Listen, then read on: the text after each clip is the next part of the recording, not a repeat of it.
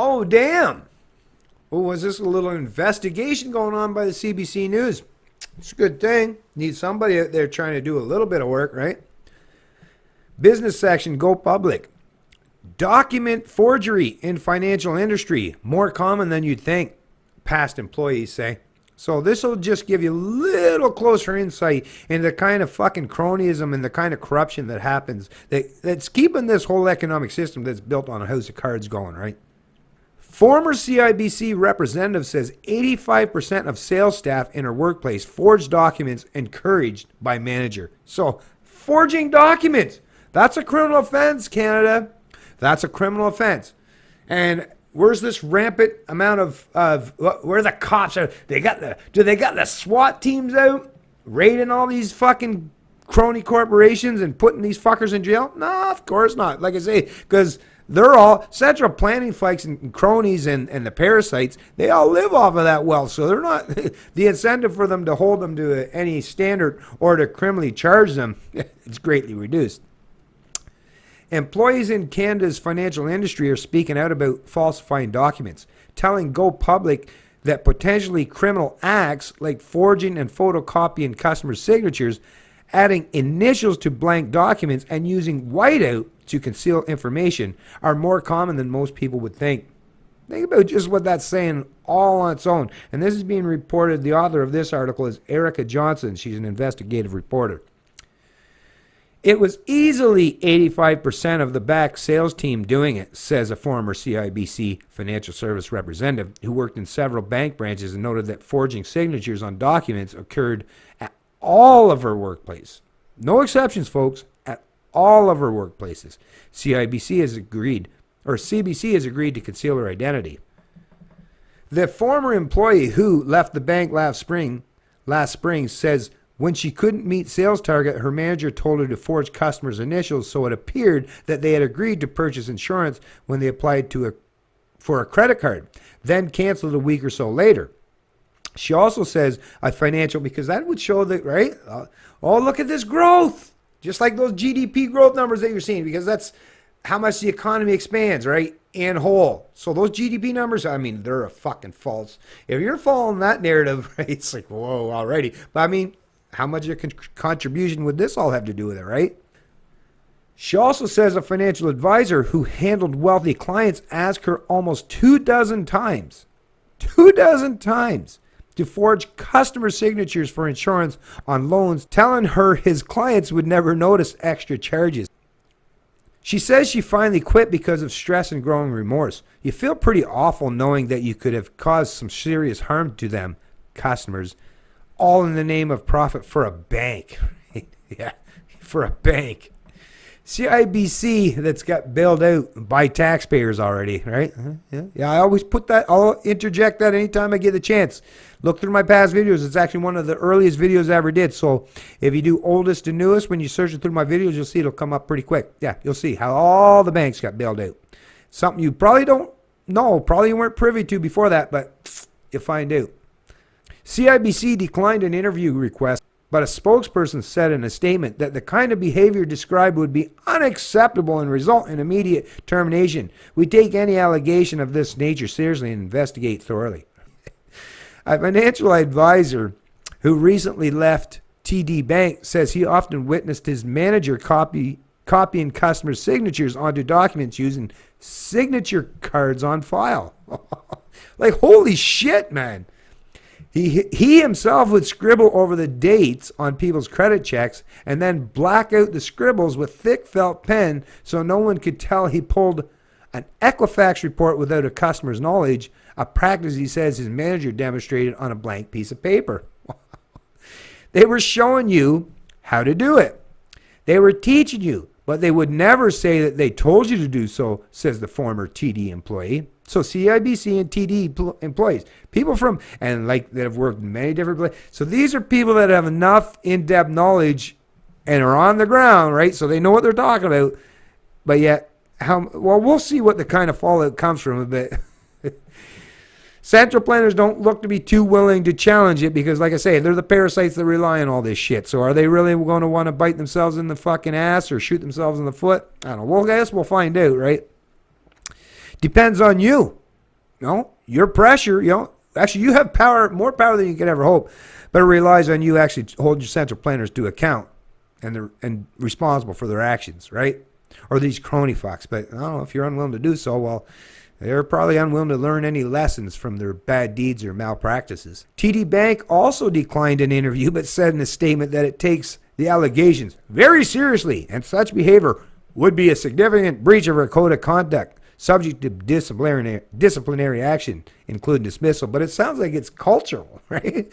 From what they're saying, it doesn't sound like any discipline. It sounds cultural. I mean, if this ain't just one employee, it sounds like they seem to be very much, and if you work in a place, you get to learn real quickly what the culture, what the environment of that workplace is all about. And you know this. I mean, come on. We don't all live under rocks, right? We live in the real world, so you know this in reality.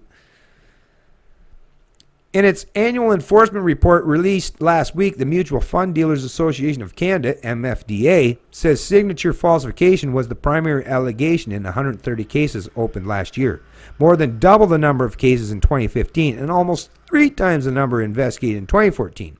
Financial consultants usually forge signatures for the clients or consultants' convenience, the report says, and the number of forgery cases has increased due to improved detection by compliance departments within financial firms. The problem of forging signatures was concerning enough for the MFDA to issue a bulletin in January, an update to similar bulletins issued in 2007 and expanded in 2015. It listed the deceptive methods people in the industry are using and warned against them, including copying a client's name on a document, cutting and pasting a signature, photocopying to reuse a signature, or using correction fluid to alter information on a document without a client's consent. Although people in the financial industry have been found guilty of falsifying documents in recent years, few have served jail time or paid even hefty fines. Forgery is supposed to be a criminal offense, says Stan Buell of the Small Investors Protection Association, but you could count on the fingers of one hand the people who have been charged criminally or sent to jail. It just doesn't happen. And then it goes on about it's not right to cheat old people. So like I say, I'll post a link to this article in the description of this video below, like I usually do, so you continue on to read it. But I mean, think about what's already being presented here. I mean, pure fucking criminal false documents and forgery. And it's obviously not just a one-off thing from what we're getting from this. It's very rampant. And if you go through all that's the thing. This alone even isn't enough. But people like myself, I have the knowledge of all the history of what's been going on. So it's like when I can add this to all the other shit I've heard in the last fucking almost a decade now that I've been really astutely paying attention. It's like, if you add it all together, wow, Canada, there's no longer, as far as I'm concerned, there's no longer a pretense. We really, the average Canadian, the tax serfs, subjects, and slaves, you live under central planning rule. But your crony fucks, your government, your political overlords, they live under pure anarchy.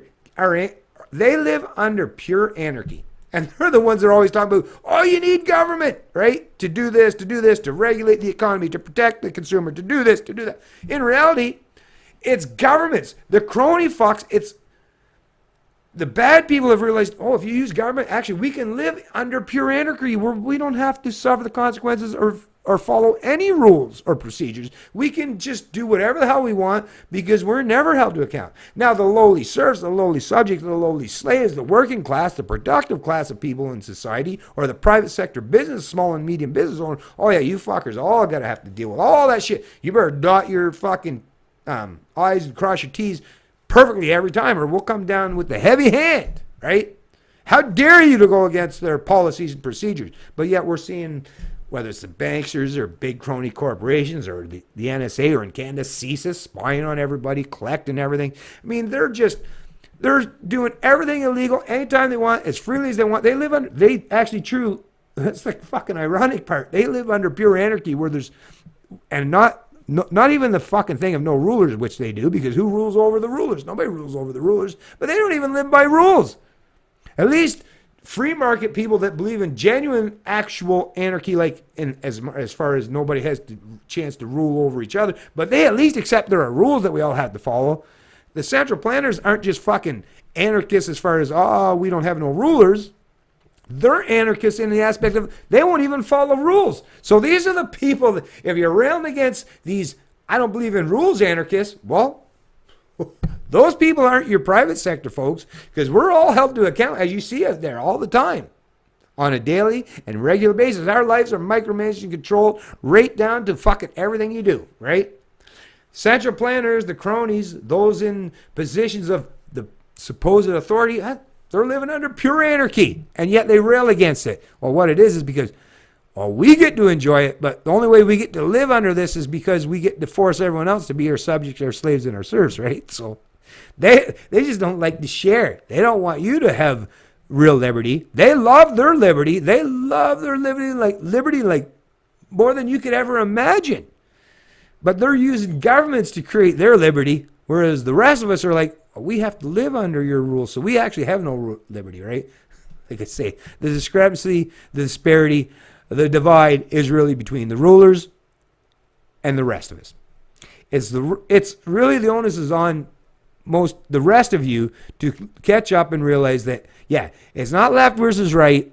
It's the authoritarians that want to dominate, control, and dictate your lives. We're against the rest of us that just want to be productive members and produce something in society, benefit ourselves and those in our immediate surroundings, and those who can benefit as a result of all the other productive capacities or labors or intellectual capacities that we possess and maintain, right? And the endeavors that come as a result of that. Like I say, that's the great divide. The us versus them are the people versus the central planners and the cronies.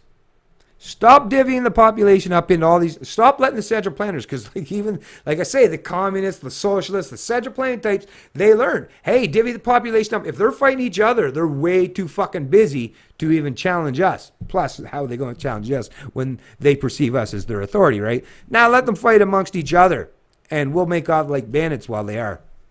Right? That's what you're doing. You really need to stop doing that.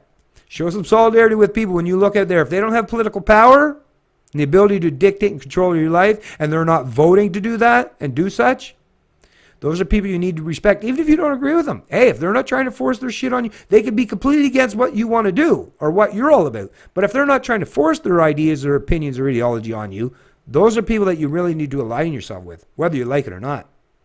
It's Canadian Libertarian, and I love liberty.